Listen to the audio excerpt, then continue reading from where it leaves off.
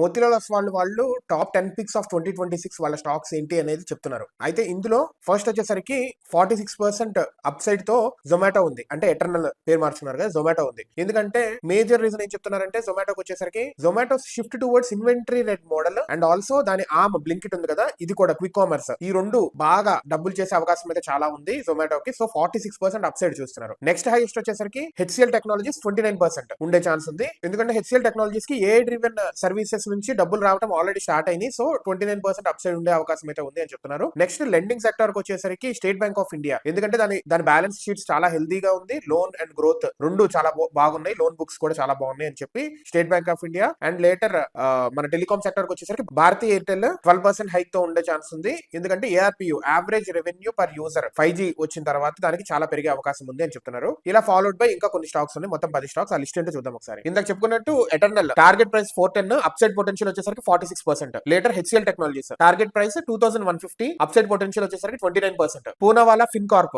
Target price వచ్చేసరికి 600, upside potential వచ్చేసరికి 27%.